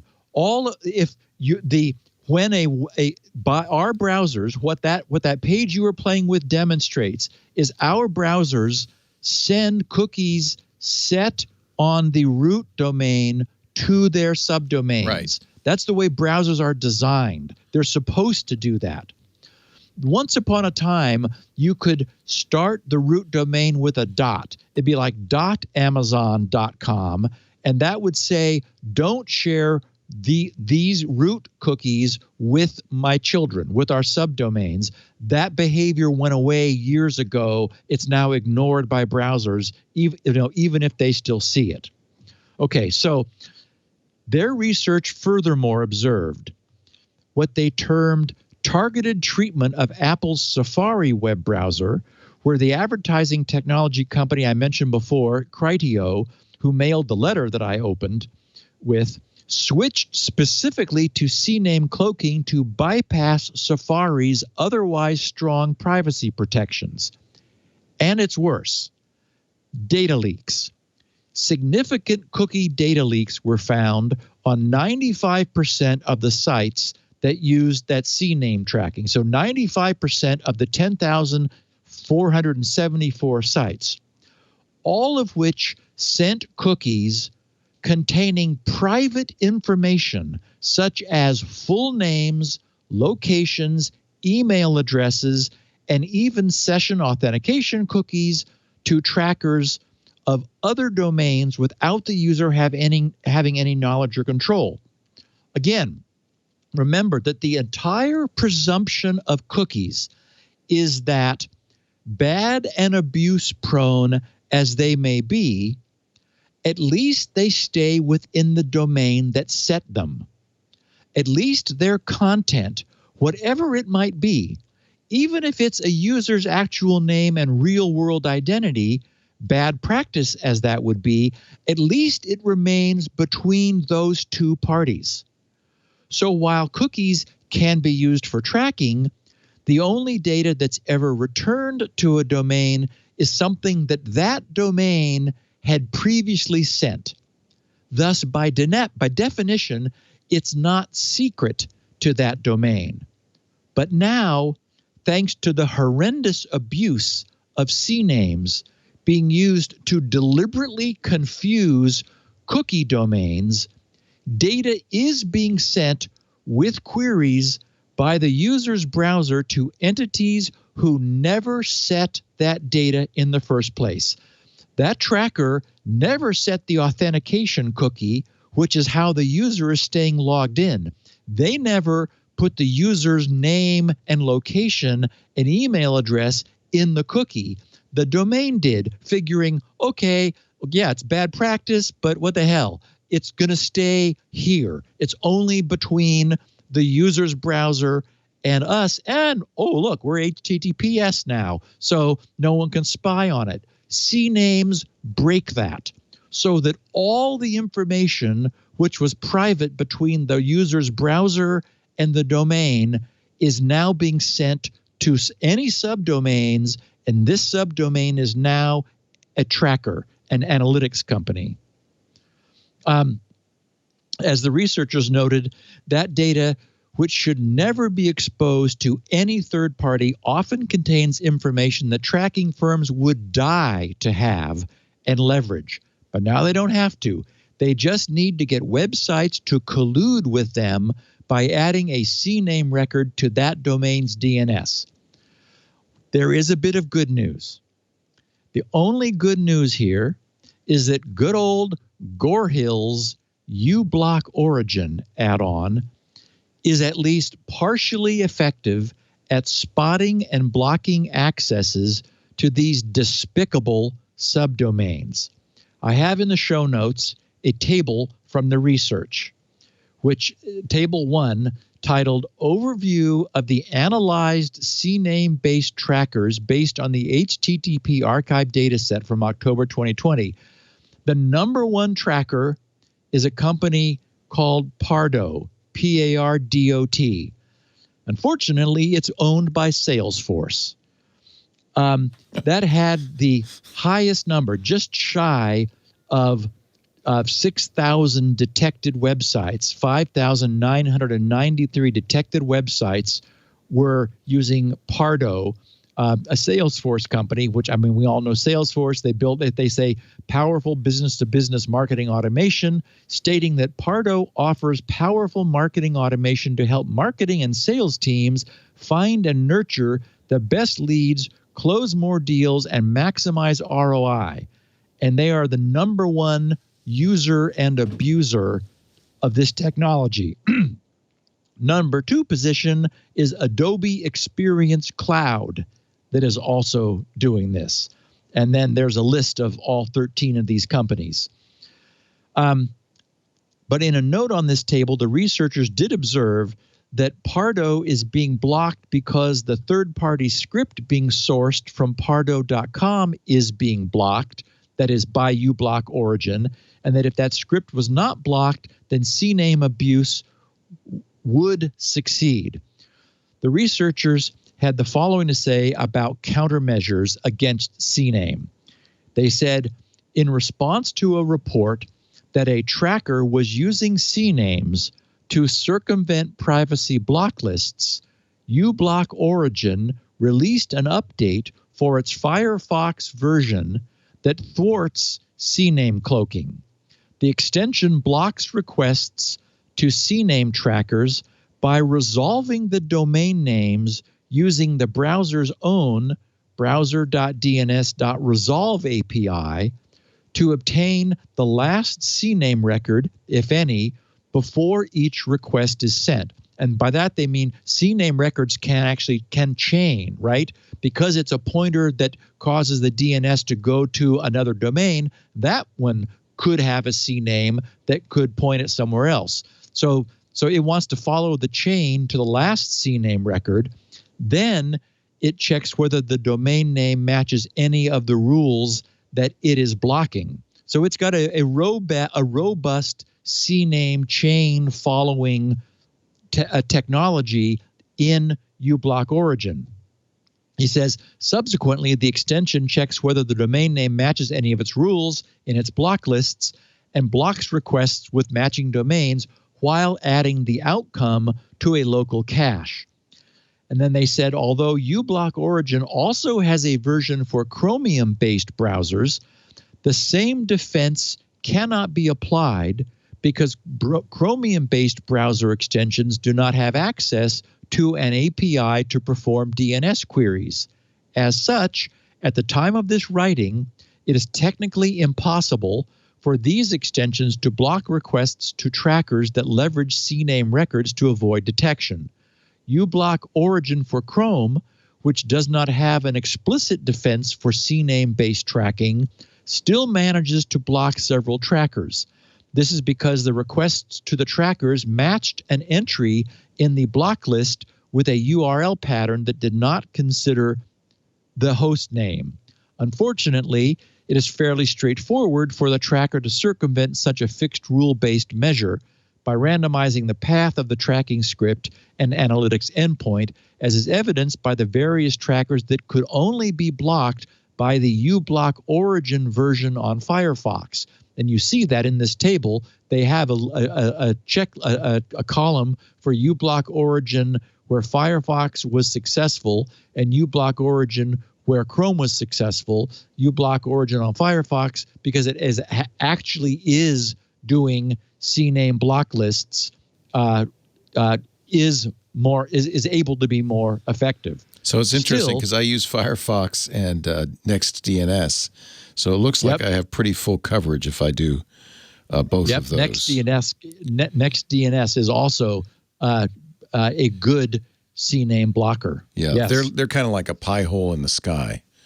Right. Yeah, I love that. So the researchers wrap up their research with the following conclusion.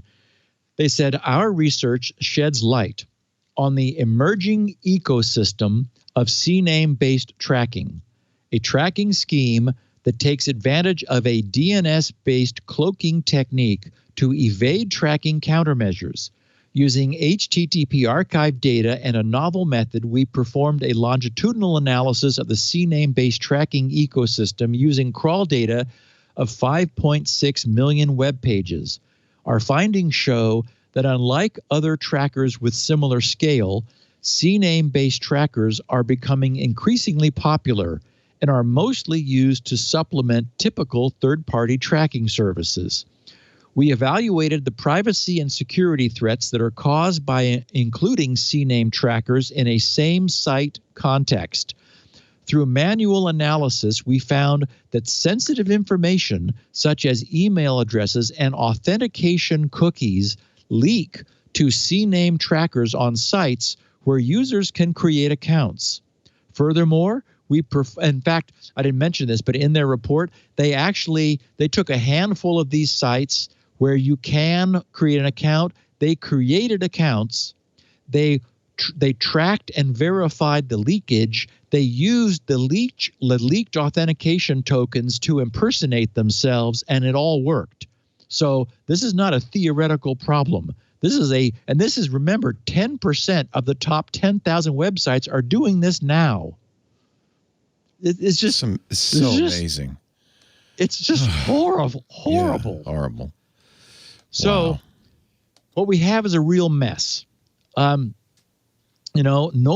form of explicit tracking was ever designed into our use of the web.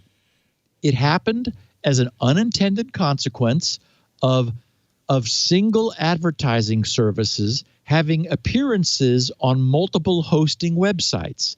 And those providers were allowed to set cookies in our browsers, just like their originally intended first-party cousins. I would argue we should have stopped it then. We should have just said no. But the trouble was, this tracking was effectively invisible. Users didn't see it. It went completely unseen by the public. And it wasn't, it wasn't the public's responsibility to stop it. I would argue it was technologists' job to say no, because it was the technologists who were abusing this technology. But of course, those wearing white hats didn't say anything. No one said no.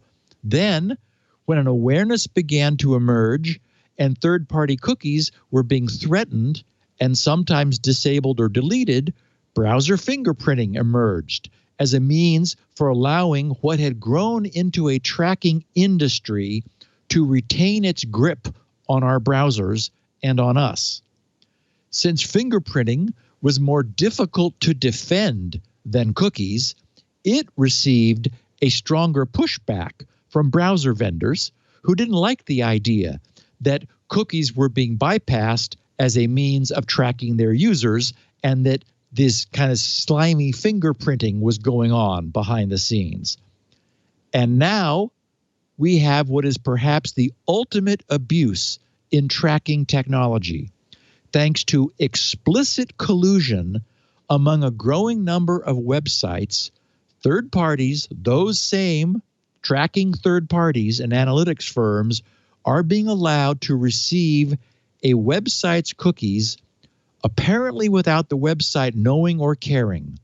Our logged in session authentication cookies are being received by third-party tracking entities with whom users have no relationship and with whom they would surely refuse to share their logon session and various other possibly personal details if they were made aware of what the technology they are using was doing behind their backs. But once again, end users have no idea. They just use this and they assume that people who do know are going to do something, that they're being protected by people who are going to be responsible.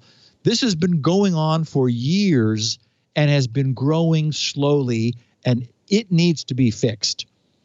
As with the original abuse of third-party cookies, where all this began, it cannot be the responsibility of those who do not understand this to say no. It's got to be those of us who do understand this to push back in every way possible. So I am so glad that this research has shined a bright light on this next generation of tracking. It needs to be shut down immediately. But as I said, it takes those who are technologically savvy in the web industry to make it happen. The sooner the better. Yeah, it's amazing.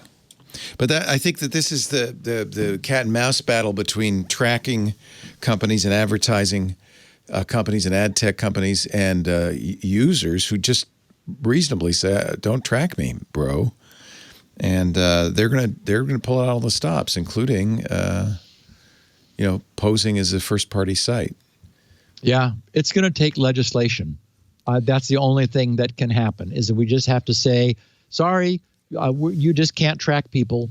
I mean, imagine awareness right is good now, because the market can respond. The market can. I mean, I want to know what these top 10 sites are, so we can say 10%. 10%. Yeah. Top one there. So 1,000 of the top 10,000 sites are doing this. So, if those are well-known sites, and I think they probably are, those names need to be revealed. Yep. So that we can say something, because that's how you, that's not okay. They think they're getting away with it because nobody will ever notice. Right. Exactly. Well, now we know. Yeah. Wow. I'm glad I used NextDNS. That's all I can say. And uBlock Origin. That would have been a good name for this podcast, Leo. Wow. Well, now we know. Well, now you know the rest of the story.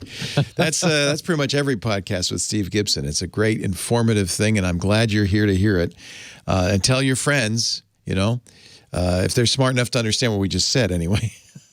I know some people maybe this would go, but most people, that's the problem. Is this stuff is deep? Yeah, we should mention NextDNS. I mean, because if your DNS, if the people you are sending those queries to are on the ball, then they're the ones that will be asking example.com for the value of this CNAME. They will see that it is a domain that is a tracking domain, and they'll just say, oops, sorry.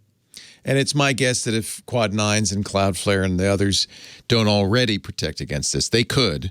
And I imagine they'd be implementing that pretty quickly. I'm just pleased. This nextdns.io, it's free for the first 300,000 queries, but what happens is you get to that number pretty quickly because you put it on everything. I have it's running. Oh God! In this day and age, 300,000 queries is like lunch. Like that. Yeah. So I buy it, but it's not. It's like $2 a month or something. It's fairly inexpensive, and boy, is it well worth it. It does a whole lot more than that. A lot of security stuff. Nextdns.io.